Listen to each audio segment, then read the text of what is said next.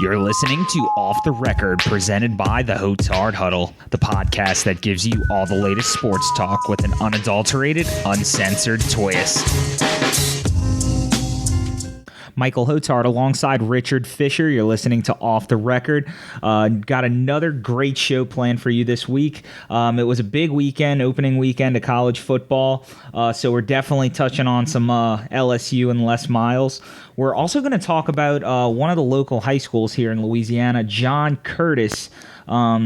Just got a hefty penalty for housing a player with one of the coaches. We're also going to do our Asshat of the week as per usual. Drew Brees is apparently close on signing a new deal with the New Orleans Saints. And, of course, we're going to make some pick'ems and give some fantasy advice for week one of the NFL season, which is upon us. How you doing tonight, Richard? I know we got a big week coming up, so I'm feeling pretty good right now. How about you? Feeling good as well. Thanks for having me on again, Michael.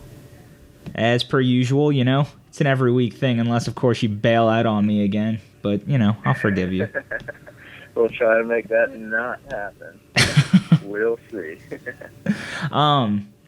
So let's go ahead and open it up with our dumb quote of the week. Les Miles. Yep, of course, we're starting with good old Mad Hatter. So prior to the game against Wisconsin that LSU lost 16-14, Les Miles was quoted last week saying, "If anyone does the Lambeau leap, you will be sitting on the side of the road with your thumb in the air," meaning you're going to be hitchhiking your ass on home. The ironic thing about that quote is the offense couldn't even muster up many points. They had a big interception return, which accounted for one of their touchdowns. And, the offense put up a dud. Brandon Harris was awful. Leonard Fournette had a solid game. I believe he had a $130 on the ground. But overall, not a good week. And not a good look for Les Miles. Your team couldn't score, so no one really had the opportunity to do the Lambeau leap. No, 257 total yards for the Tigers. Just 2 third-down conversions on 10 attempts. Just 12 completions for LSU on the day. It was just a putrid offensive showing, and, we're not saying anything that everyone listening right now doesn't already know. It was horrible to watch. It was predictable, as it always is. It's just a shame to see a team that recruits some of the best athletes in the country. Instead of spreading things out, instead of letting the athletes go to work, they choose to basically go goal line all the way down the field and just ram Fournette into the 8-man box. It's like ramming a square peg in a round hole, and it just sucks. And I'm tired of watching it. We've basically been seeing it ever since 2009 when Jarrett Lee threw the Tigers out of 2008 and really kind of put Miles, I wouldn't say on the hot seat because he was a year removed from winning the national title. That, of course, gave him some rope, but certainly made fans wonder what the heck was going on in Tiger Town. And I think since then, Miles has just shown a conservative side that we didn't see before 2008. We're still seeing that today. We're seeing a predictable offense, and it's just so hard to watch. It is. It's outdated. Like you said, they're just trying to cram it down your throat when people are playing 8 men in the box.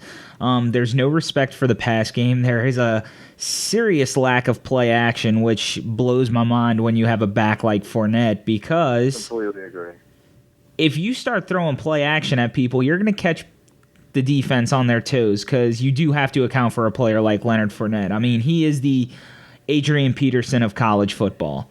It doesn't matter what you do, and even with those 8-man boxes, you're still not going to stop him. He's still going to get his 100 yards on you, unless, of course, you're Alabama, but that's a different story. But with that... LSU is, you remember Techno Bowl back when we were kids? Oh, God. 4 plays? Yeah. That's what I feel like when I'm watching LSU's offense. It's either dive to the right, dive to the left, sweep to the right, sweep to the left, play action, throw deep, or a quick pass to a receiver at the line of scrimmage.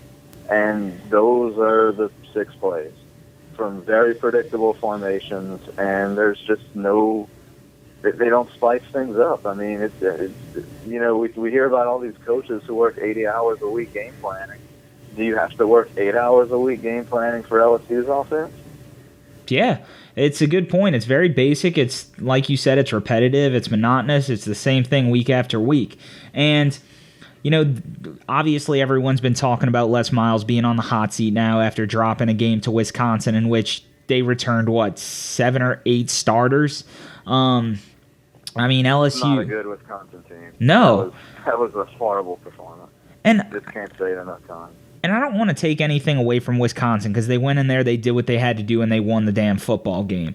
But when you stack tick for tack, talent for talent, it's not even a question. LSU is top 10 in the country. Wisconsin's lucky if they crack the top 40. And that just goes to show that Wisconsin, they've always been well coached. They always play sound fundamental football. And if you do that, it looks like you may be able to beat LSU.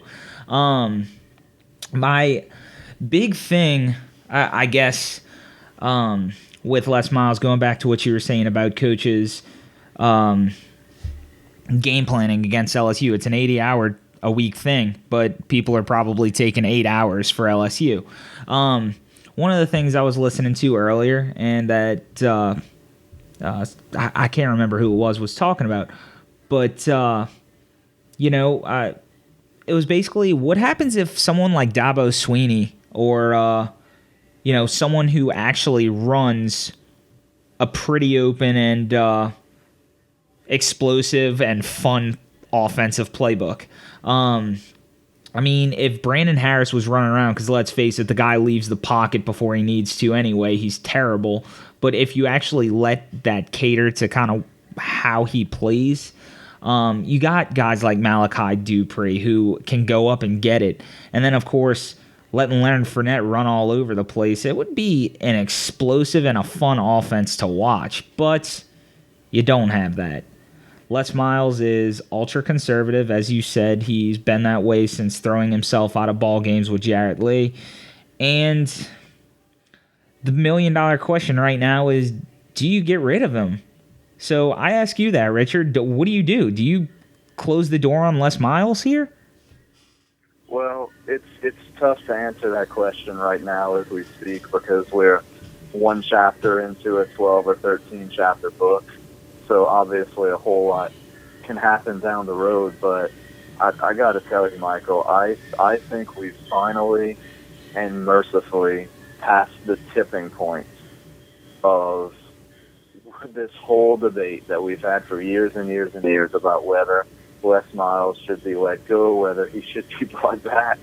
I just think whenever you lose to a Wisconsin and a school that you spend absorbently more than they do on the entire athletics budget, on the football program, on recruiting, on facilities, on everything, when you lose to a school like Wisconsin and you look so horribly when you do, then when you turn the page back to the end of last season and you lose an embarrassing game to Arkansas at home, a game that you were never in, versus a worse Arkansas team, and again, a school that you spend much more than, then you turn around, you lose an embarrassing game to Ole Miss, another school that you spend much more than. It's just, I think we've reached the tipping point where Miles' style of play doesn't work anymore, whether it's because he doesn't have the right personnel, whether it's because he doesn't have the right quarterback, whether it's because the game has passed him by. I don't know what it is, but I know that his style of outboring, if that's a word, which I know it's not, his opponents, of where you just hit him in the mouth, you hit him in the mouth, you hit him in the mouth. Eventually, at the end of the third quarter and in the fourth quarter, they wear down. They don't feel like tackling anymore, and the floodgates open. It's a conservative way to play, but when you have the stronger roster, that has been successful for Les Miles. And his biggest credit up until the end of last year was that he very rarely, rarer than just about any coach I can ever think of, he very rarely lost to teams that he should beat.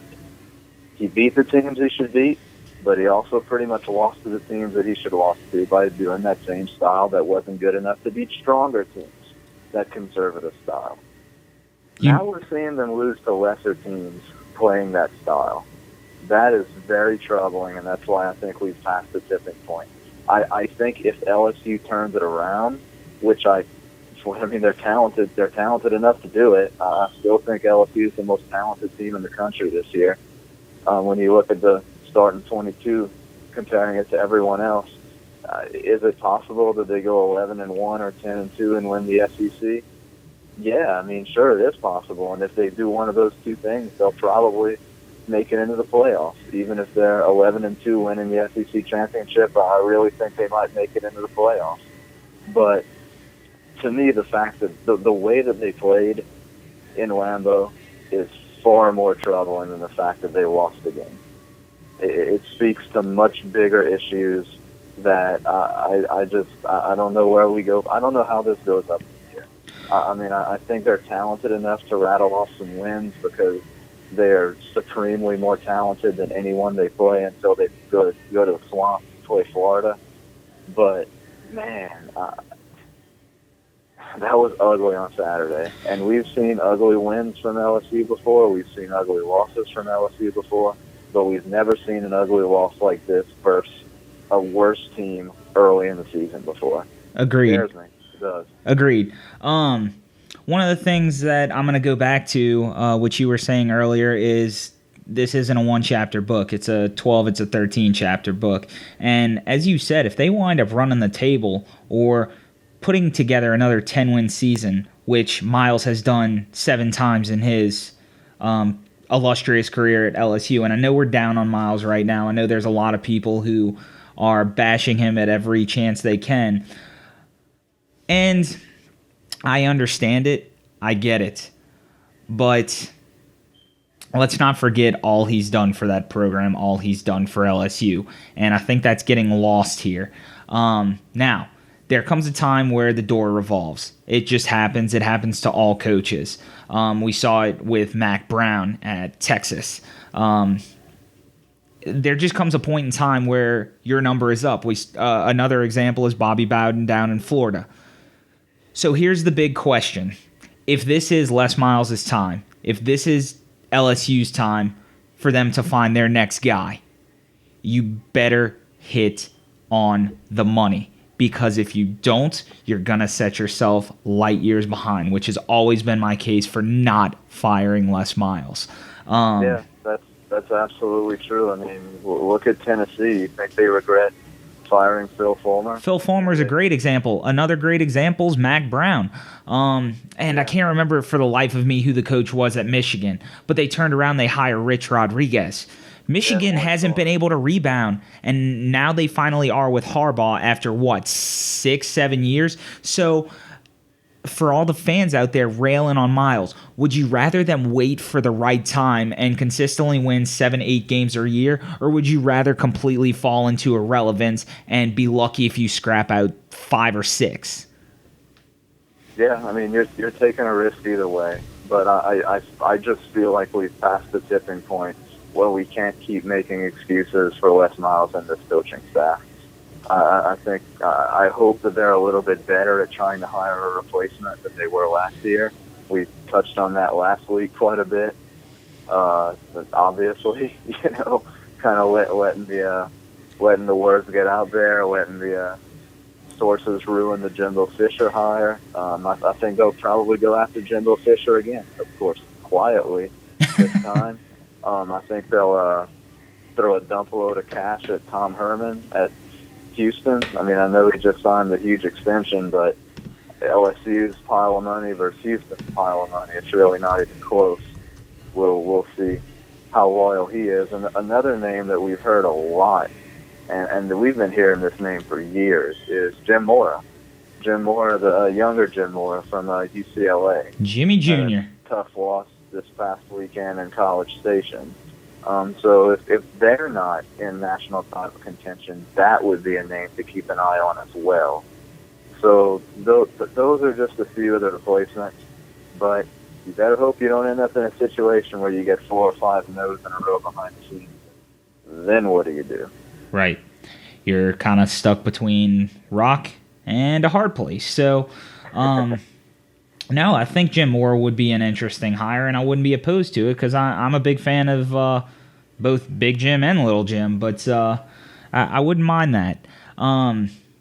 Jimbo is obviously ideal. He's kind of the guy that tops the list, unless, of course, Chip Kelly decides to come back to college, which I doubt is ever going to happen because it's been said that he absolutely hated holding mother's hands and saying, I'm going to take care of your baby. So it's going to be interesting. But like you said, and go back to it, it's a 13-chapter book, and it's still being written.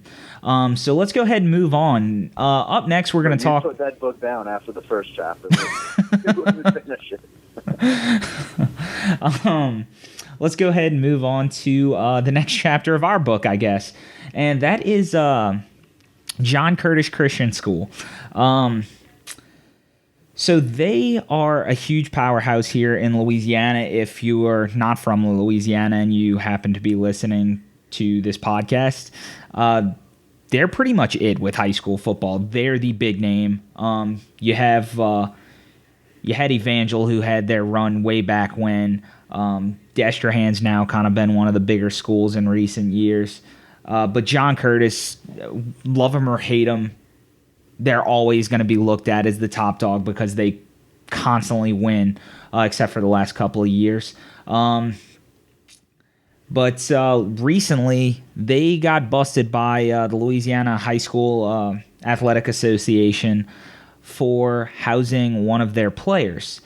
He was living with one of the coaches, Jerry Godfrey, over there at Curtis, and his family took him in, and he had issues getting to school, getting to practice on time, so, Jerry basically tells him, hey, we got an extra bedroom, come live with me.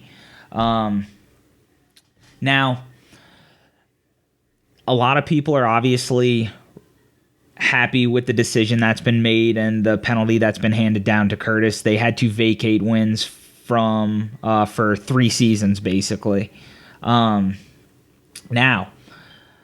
the part I don't like about this, of what the LHSAA did, technically, whether it's flirting with that gray line, they didn't really break any rules. He was already going to school there, and they already had him. They didn't recruit him and say, hey, he didn't come to them and say, hey, I'm leaving the school unless I can find a better way to get to school. No, he was already going to school there, and to make it convenient for their player, they decided to have him live with one of the coaches, which is done all across high school sports, at least in Louisiana. And I think the LHSAA got this case wrong. However, it's been well known that Curtis likes to recruit their athletes, and I think it's just karma coming back to bite them in the ass. Look, Michael, this school will get no sympathy from me. I don't care if this is an Al Capone tax evasion situation where LHSAA, I don't even think they have agents, but if the LHSAA was waiting for any little possible thing to hammer them in a way that on paper looks like they don't deserve it because it's not that strong of an offense, but to over-penalize them, good, go ahead, do it, good for them. I've got no sympathy for John Curtis. They haven't been cheating for months. They haven't been cheating for years. They've been cheating for decades, and everyone knows it. It's just that the LHSAA, their enforcement wing, is so toothless that they haven't been able to catch them red-handed because John Curtis has been good at being able to cover their tracks. But, look, Al Capone was responsible for dozens, maybe more, of murders in Chicago. Back a century ago, the federal government couldn't prove any of those murders because, as we know, in Mercury, mafias don't talk. But they got him on tax evasion. They over-penalized him for tax evasion, and he never saw the light of day again. I mean, obviously people didn't die here, but I think it's a very similar situation. And for the record, I am completely okay with it.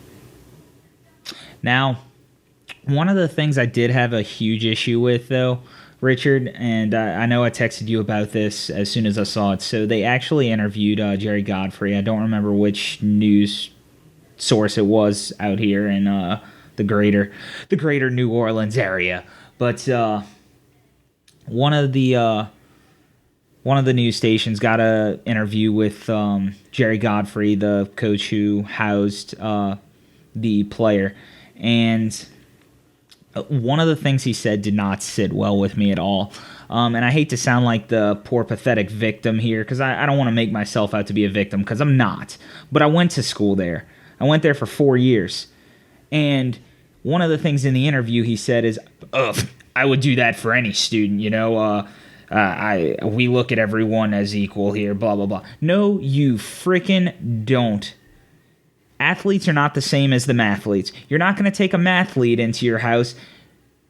It only matters when it has to do with winning football games or winning athletic events. And don't try to spin it and pretend to play the Christian card, because you're not fooling anybody, and you're certainly not fooling me. Oh, the worst part about this whole ordeal is the fact, the institutional arrogance that school has. And we heard some of this when JT himself was defending his school at the podium. The arrogance to actually believe that breaking the rules and making a positive difference in the lives of the kids that you're coaching, in your mind, supersedes the fact that you're cheating and breaking the rules and you're creating an unlevel playing field and you're hurting the lives of kids at other schools. The arrogance to think that it's a net positive for you to do that just blows my mind. And to do all of this under the cover of darkness and then come out and try to spin yourself as a Christian school with morals. I hate it when adults cheat in kids' sports. I hate it more than anything in the world. And I'm so glad that that there's some kind of public acknowledgement that they've been cheating for years. Because we all know that they have. Yeah, I mean, they go out there and they recruit players. There's stories for days. Ask anybody who was a good athlete back in the day. Chances are they were talked to at some point by the Curtis family. And you know what? I'm going to give you a personal example that I saw myself when I was in high school, Michael.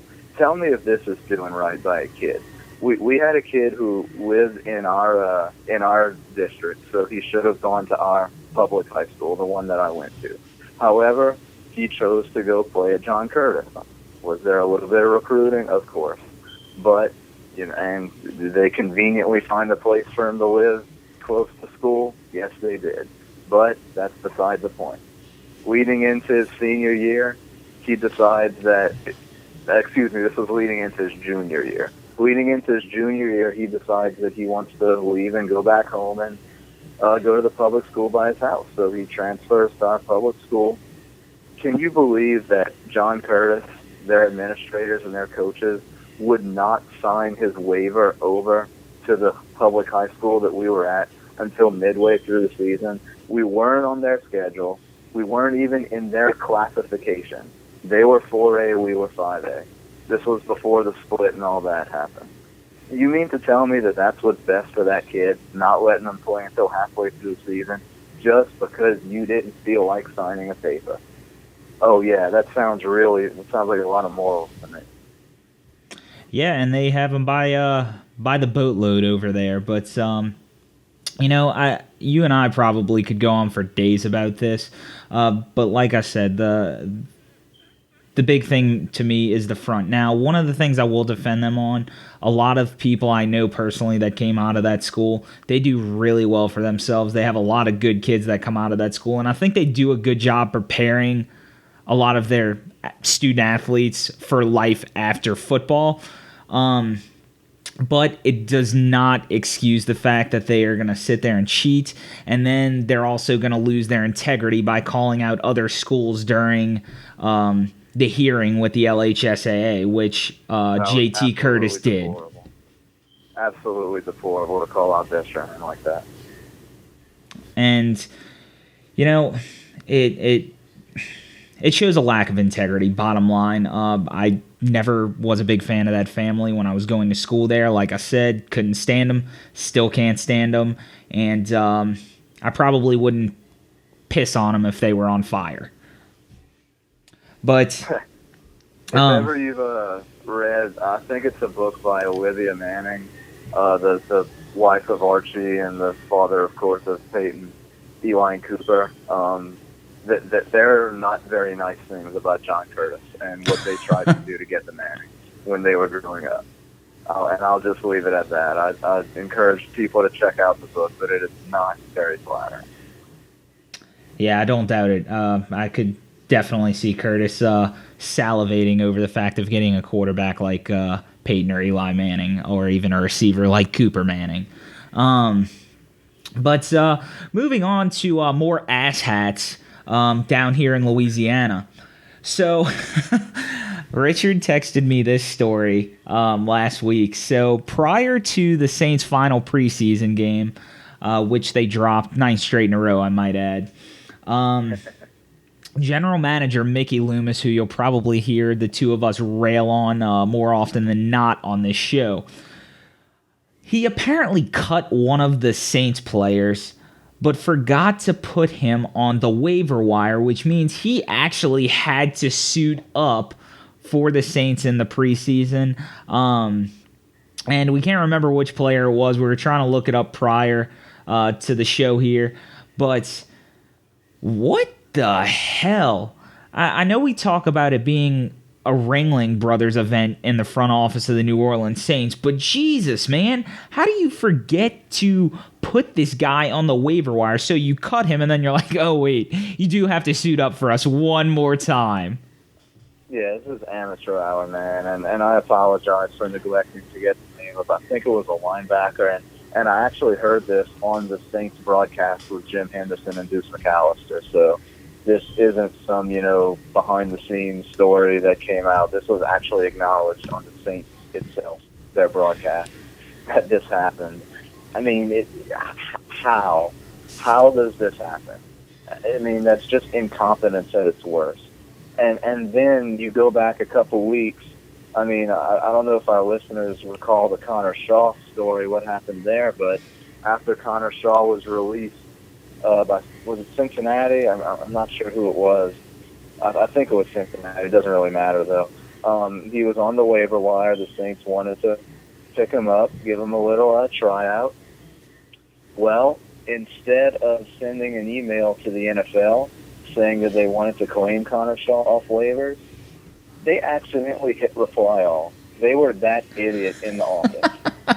Your coworker who accidentally hits reply all. And they sent the email to the entire NFL. I'm not making this up either. They sent it to all 31 NFL teams, an email meant for the NFL saying that they were going to pick up Connor Shaw. So what do the Bears do? They're one spot ahead of the Saints on waivers. They take Connor Shaw instead. And what does that lead to? It leads to potentially a career-ending injury for Connor Shaw, and one of the most disgusting leg injuries you'll ever see. What a horrible turn of events for that young man, only because some idiot in the New Orleans training facility screwed up.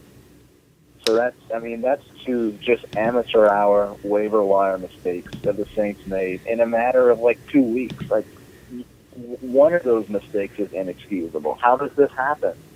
Like, what are they doing? Are they phoning in their job live from Harrah's where they get drunk and play blackjack all day? Like, I mean, really, how do you make those mistakes? Because there's no, I mean, I don't have to explain this to you, but of course there's no accountability from the top. You got Benson, who's probably finger painting on the walls because he doesn't know what's going on. I bet it's a good finger painting. It's just, this is the problem. And you know what? A lot of people have defended Benson from his kids. You can't possibly tell me the guy's competent. You can't possibly tell me he knows what's going on. The guy doesn't have a freaking clue as to what's going on. That's the real issue here. There's no accountability from the top, and it's just trickling on down. I'm sure that's exactly it. I mean, when we've got more stringent bosses, we work a little bit harder and a little bit more confidently. And we've got a little bit more relaxed bosses, and maybe we relax a little bit too. That's just human nature. Yeah, and speaking of Mickey Loomis, he may drop the ball again. So obviously the big talk of the Saints right now has been Drew Brees and the fact he has not signed an extension or a new contract yet. He's coming up after this season. He will be a free agent unless, of course, the Saints get a deal done.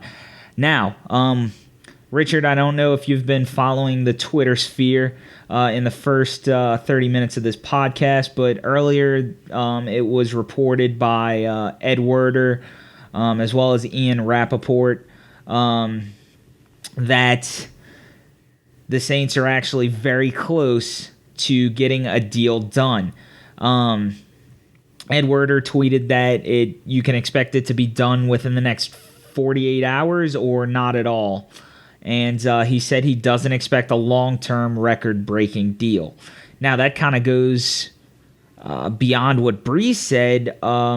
He signed a 5-year, $100 million contract. He's coming to the close of that. Now he wants a 4-year, $100 million contract, which puts him right on the cusp of about $25 million a year.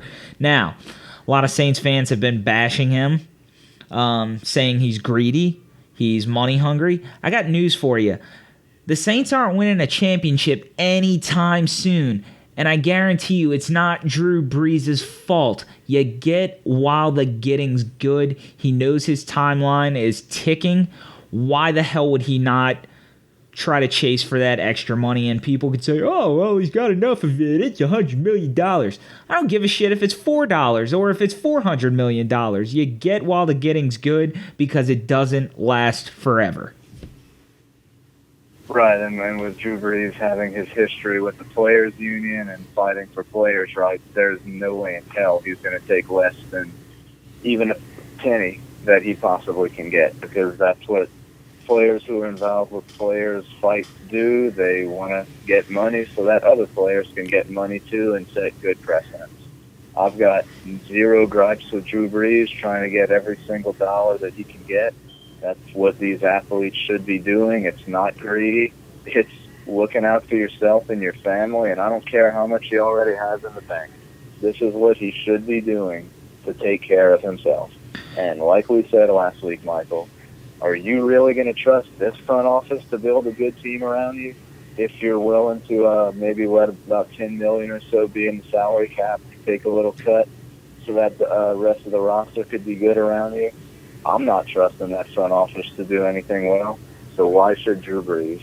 Now, you asked if there had been any news on Twitter. I've been keeping an eye on it while we've done the show so far, and I have not seen anything other than just rumors and innuendo that it's very likely that the deal is going to get done by tomorrow. So that could mean an hour from now. That could mean as soon as we hang up, which I'm sure is going to happen. That could mean sometime tomorrow, and it also probably means that people listening to us right now already know what the deal is going to be.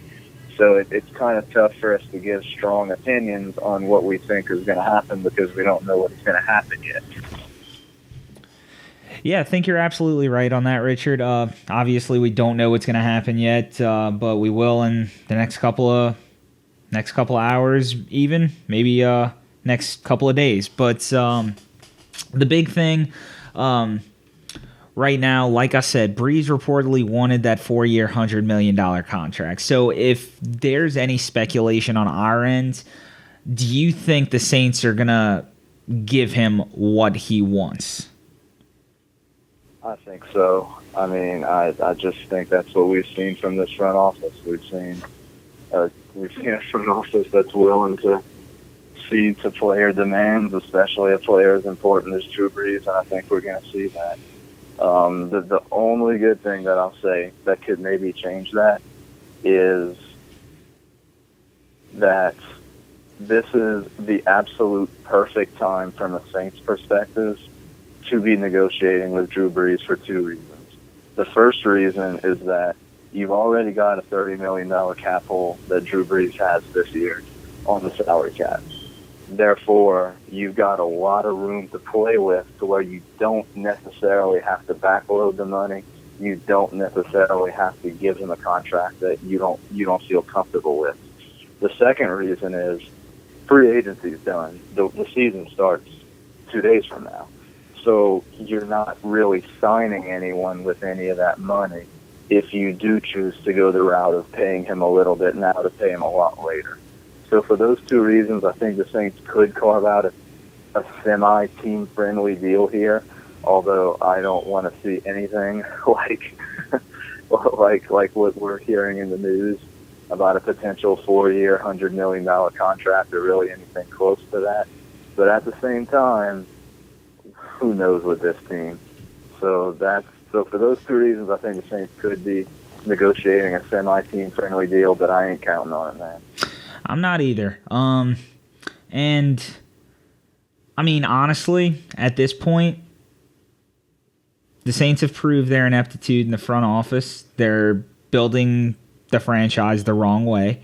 All the good teams hoard draft picks. The Saints are doing the opposite. They're giving away draft picks, and they're trying to trade up in drafts. They're trying to sign free agents. That's not how you build a successful franchise. The 5 best cases of that are the Patriots, the Bengals, the Ravens, the Packers, and for the life of me, I can't remember the 5th one that I just had on the tip of my tongue. But, Seahawks. They consistently have a ton of draft picks. The Saints aren't doing that, quite frankly. I don't see them competing for a championship, so even if they do give Brees the 4-year, $100 million deal, at this point, I really don't care. And let's be honest. So we hear all this talk from fans about how Brees is putting the Saints with a stranglehold on the organization and the money they can spend. But in reality, they're not. Every team is paying their quarterback. I don't see what people don't understand about the way markets work. Brees obviously isn't going to take $15 million a year. You know why? Because he's still a top 10 quarterback. And you got guys like Matt Ryan making over $20 million. Kirk Cousins, for God's sake, he's making $19 million this year. So when you look at the market, why the hell would he settle for less? And again, going back to what I was saying earlier of the people who say, oh, that's enough money, yada, yada. Yeah, you've never seen that money, and you probably never will. That's why you're saying that. That's why you want him to take less. You're never going to see that money. I'm never going to see that kind of money. But do I fault that guy for trying to get as much as he can? No. No. I mean, you're absolutely right, Michael. He's got to get what he can get. I'm glad he's trying to get that. What's really going to set me off with this deal is if, one, it's backloaded, because with the $30 million hole right now that Drew Brees has in the salary cap for the upcoming season, there's no reason whatsoever to backload this deal. And the second thing that would really tee me off is if the Saints give him guaranteed money years down the road. If they want to structure this deal like the Dalton deal to where it's basically pay as you go, and if ever they decide they want to get out of it, they can. I wouldn't be thrilled with paying Drew Brees in the twilight of his career because you're not winning a title anything, but I could live with that. But if they give him somewhere in the ballpark of, 50, 60, 70% of the contract being fully guaranteed and making it cost prohibitive for them to move off of him, 2-3 years down the road, if they want to give him what some people are kind of not very nicely referring to as the Kobe deal, when we saw with the Lakers the last couple of years, boy, I would hate that. That's an understatement. Well, the thing is with Brees' contract too, because I've heard a lot of people say, oh, well, if he wants that much, let him walk.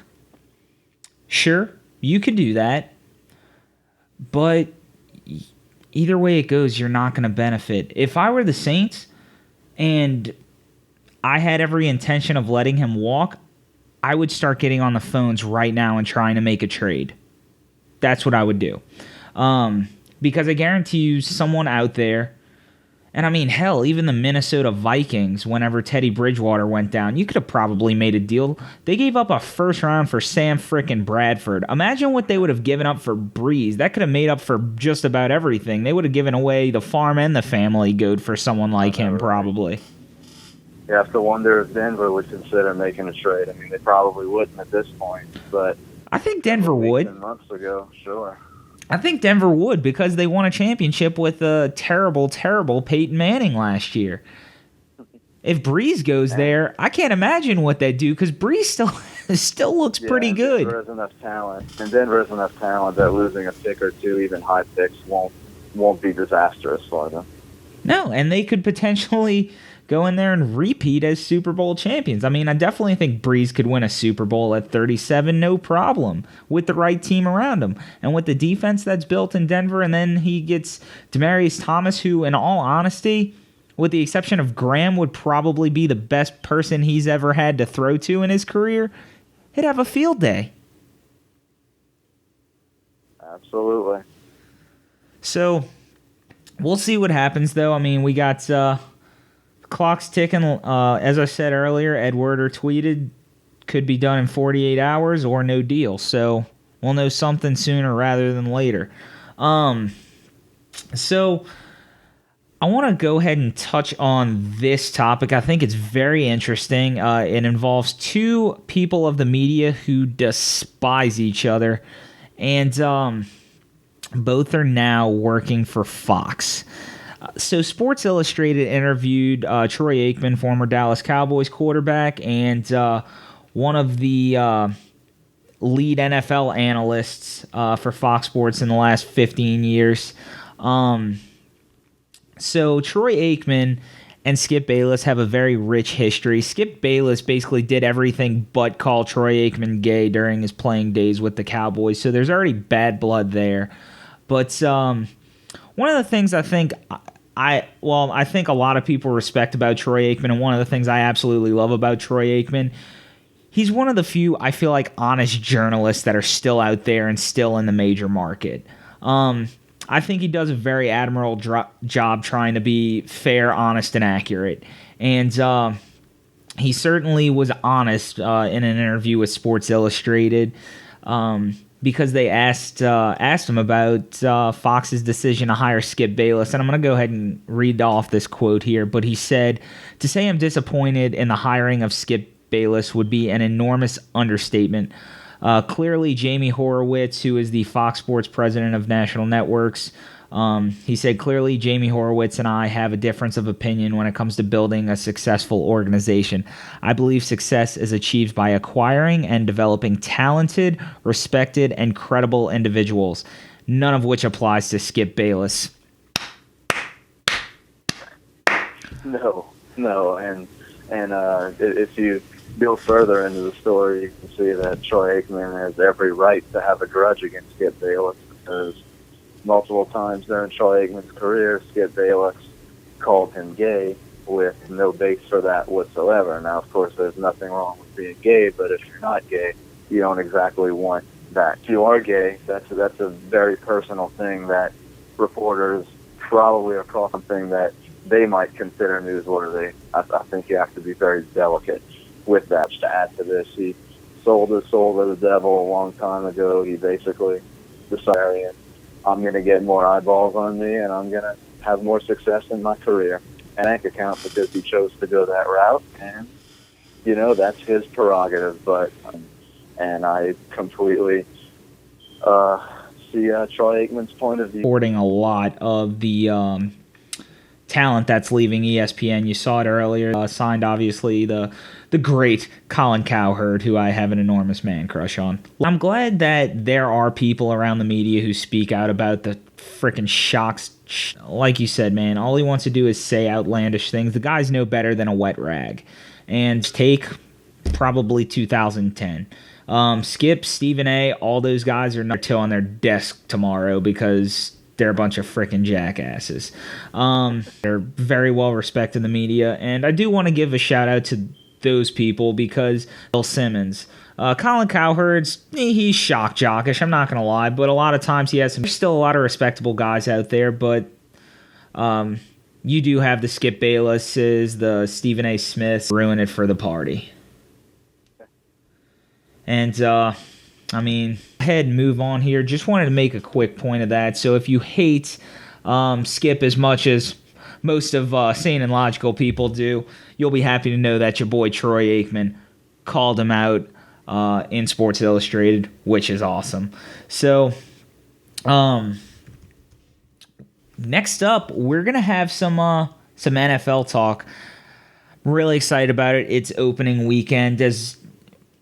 As much as I like college football, I love NFL football. There's literally nothing better than the NFL. I can watch it for hours on end. Can't say I'd do the same for college football. So Richard and I have a little game we're going to do this year, and it's your very basic, hey, we're just going to pick our winners.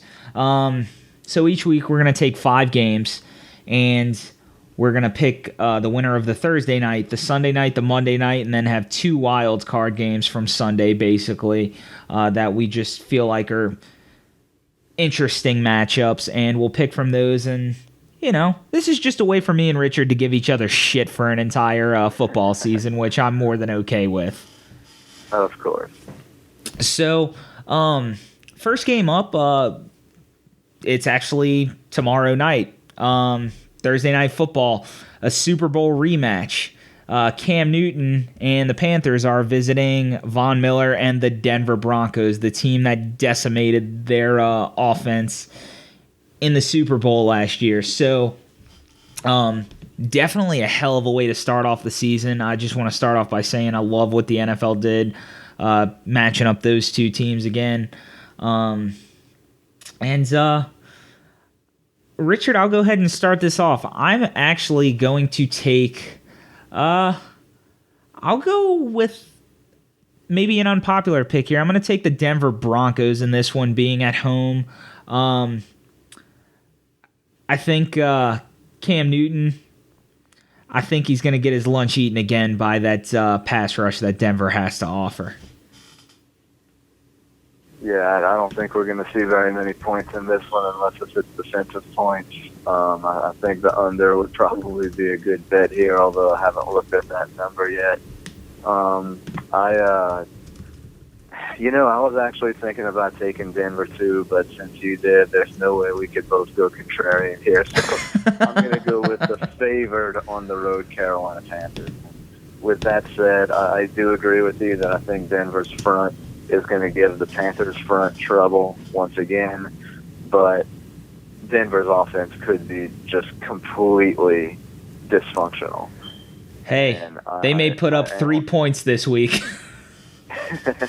And although Cam Newton has not been great in the preseason, I think Carolina's offense is going to do enough to get it done, along with their defense that, of course, with the exception of bringing back Josh Norman, brings back everyone and should be very strong. Yeah. So you heard it there. Richard is taking the Panthers. I'll take Denver. So it's going to be a fun one, man. And like you said, even though I picked Denver, that offense could be disastrous. They could put up 3 points, and that could be their ceiling. Who knows? But another game I looked to win. Who knows? Yeah. Another game I looked at, and I found a rather interesting matchup, although I think we'll both kind of see eye to eye on this one. You have the Green Bay Packers playing on the road against the up-and-coming team that is the Jacksonville Jaguars. So we got Aaron Rodgers versus Blake Bortles. The reason I did this is because I think the Jags are going to have a lot better season than most people expect. I don't know about playoffs, but I think you're going to see some improvements by them, especially Blake Bortles. So I think this could actually be a really fun game to watch, just because I think it's going to be a lot of passing. I think it could very well be a high-scoring shootout-type game. But it could also turn ugly. I think Green Bay could just pour it on too quick for Jacksonville, but either way, I think you're getting a lot of throws this game. And obviously, I'm going to take the Green Bay Packers, who is my pick to win the Super Bowl. So going with Green Bay here. I'm taking Green Bay big. Aaron Rodgers is back this year. The Packers are back this year. offensive line can't possibly get as hurt as it got hurt last year. The running game will be better. I think Green Bay is a really good Super Bowl pick. And even though I'm taking Arizona for that, but I think I've gone with Green Bay big. I think they'll cover the spreads. I want to say by 5 points. I don't think that's nearly enough. Jacksonville might be a revamped defense, but with this many new starters, they're going to need time to coalesce, and they will not have done that by week 1. Give me the Packers big, even on the road. No, I agree. Next up is a divisional matchup. We don't have to wait long to see one of the bigger rivals in the NFL. That is the New York Giants against the Dallas Cowboys, who are Tony Romo-less. So New York's going on the road, playing in Jerry World. Dak Prescott expected to make his first start. I think you and I may go same on this one, but I have to go with the Giants. Got to take ODB and the Giants over a rookie quarterback. Yeah, I mean, Dak Prescott had a fantastic preseason, but how many of those plays were against vanilla defenses? How many were wide open receivers that he would hit?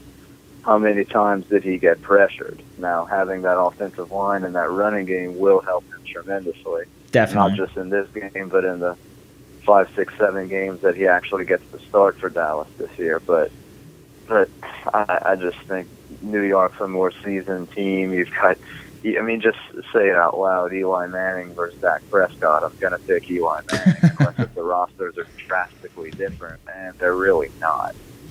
So I'm taking the Giants, even though the Cowboys do have a better roster top to bottom, but not enough to make up for a rookie quarterback in his first start.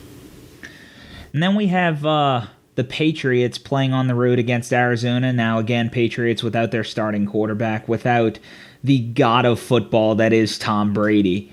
They do have a good guy I like in Jimmy Garoppolo coming in hot, so we'll see how that goes. But Arizona's defense, man, Chandler Jones, the Honey Badger, what's not to love? I think they're going to give good old Jimmy some fits over there. And I think this one's also kind of a no-brainer. The Arizona Cardinals Sunday night over the New England Patriots. Yeah, I've not been impressed with Garoppolo in preseason this year or last year. I do not think that his starts are going to go very well, although with that said, I think Belichick's going to do as good of a job as he could possibly do to protect Garoppolo and come up with at least 2 victories in the 4 games that Tom Brady's out.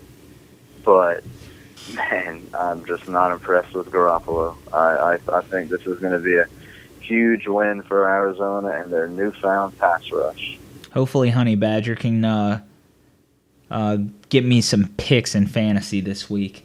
But last on the list, I decided to go with one of the 2 Monday night games this week, and I went with another divisional matchup in Los Angeles Rams, the new, well, kind of old, but new, Los Angeles Rams at the San Francisco 49ers.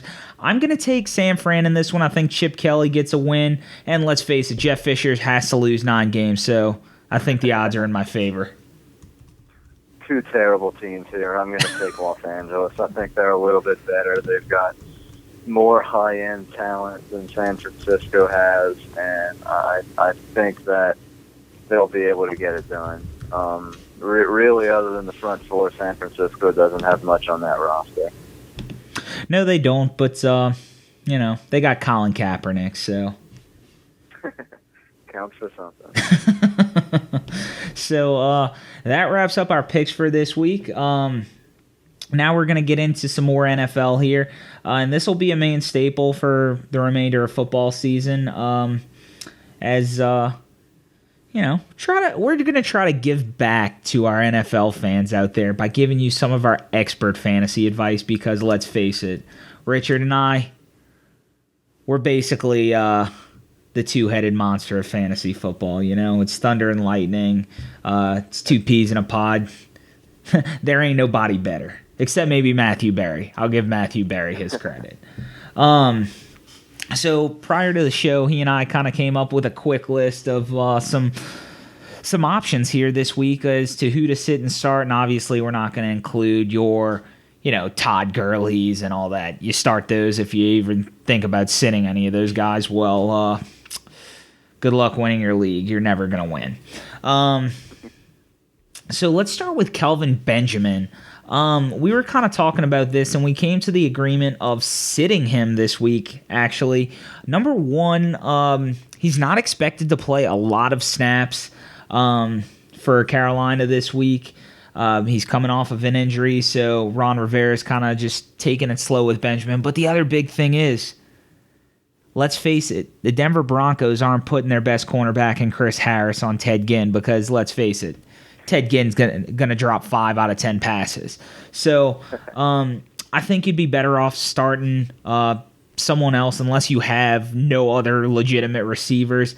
If you have a guy who's maybe a tweener, I would consider going with him over Kelvin Benjamin this week.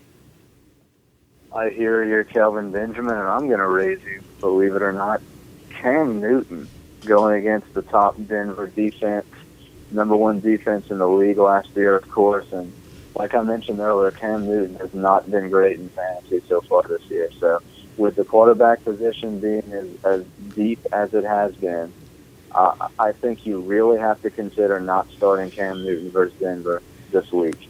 Now, if you don't have a better option, of course you're going to start Cam. But, like, say you've got a mid-tier quarterback with a better matchup, I would actually go with that guy. All right. Kind of a big one there. So we've seen two with the Carolina Panthers so far that we both request to sit. Now, Richard, I know you brought up this one, and that's Michael Crabtree. Definitely a starter. He's taking on the Saints. He's going to get their second corner as Delvin Breaux will be following Amari Cooper around. So Michael Crabtree could be poised for a big week, so could the rest of the Raiders offense against the Saints' terrible defense. So any Raiders you have, you should probably start them. Yep, including Clive Walford, is that how it's pronounced, the tight end for the Raiders. Saints were second to last versus tight ends last year. Hey, they weren't last. How about that? Speaking of last, yeah. Speaking of last, so you should start Kobe Fleener this week. Kobe Fleener, Saints tight end. The Raiders' poo-poo pass defense against tight ends was dead last in the NFL last year. So the Saints may get something good this week. There you go. And, of course, Latavius Murray, too, versus the Saints. Well, fourth worst versus running backs last year. So if you've got Saints tight ends, if you've got Raiders, anybody, put them in your starting lineup this week. And if you've got a number 2 wide receiver versus Saints all year long, start them in deeper leagues. Another receiver I would suggest playing this week is Marvin Jones for Detroit. The Lions are taking on the Indianapolis Colts, and Vontae Davis is probably going to be matched up with Golden Tate for most of that game, so I think Stafford's going to be looking at Jones' way a whole lot this game, so I think he's going to get the targets. I think that's a pretty safe bet as a flex option. That's a good one. I would consider sitting Arian Foster this week, even though he was named the starter over Jay Ajayi, going up to Seattle playing against their top-run defense. That's not fun for any running backs. And also Matt Jones versus the Steelers, who, as bad as their pass defense is, their run defense is pretty doggone good. So Matt Jones, there's some questions about whether he's actually going to end up getting the most carries on this team when it's all said and done. I would not start him week 1 versus Pittsburgh. And my last player that I will make a suggestion on is Chris Ivory. With him moving over to Jacksonville, they have the Packers this week, and as we kind of talked about earlier, Packers are probably going to put up a ton of points, which means Jacksonville is going to be abandoning that run game fairly early, which means TJ Yeldon's probably going to be the guy who's getting a boatload of the plays this week. So if you got Chris Ivory, thinking about him as a flex option, I would advise against it. And I've got 2 more from either the worst or the second worst NFL game of opening weekend.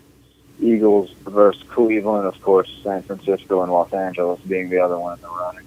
I think you should consider starting Isaiah Crowell. The Eagles are the 3rd worst team versus the run last season. And I also think if you really want to take a flyer, and this could end up blowing up in your face, and he barely plays, and he puts up with Swadoosh, but Dorial Green-Beckham, the new member of the Philadelphia Eagles, I know he's got a rookie quarterback making his first career start in Carson Wentz, but Cleveland was last in the league versus wide receivers last season. Is Green Beckham going to get matched up on Hayden? Probably not. That's probably going to be Jordan Matthews. So I would take a flyer on Beckham if you're in a very deep league and you're desperate. Yeah, and with it being week 1, crazy things tend to happen in fantasy in the first 3 or 4 weeks of the season, so who knows. But anyway, that's all for our fantasy advice. As per usual, we're going to close this out with our athlete of the week, and it is Florida State football player Travis Rudolph, and it's not because Florida State came back against Ole Miss down by 20-plus points in week 1 of college football. I saw a story last week. Florida State was visiting a local elementary school, I believe, and Travis Rudolph, one of the players, spotted a kid who actually has autism sitting by himself eating lunch. So Rudolph took it upon himself to go sit with that kid and actually talk to him the entire lunch period.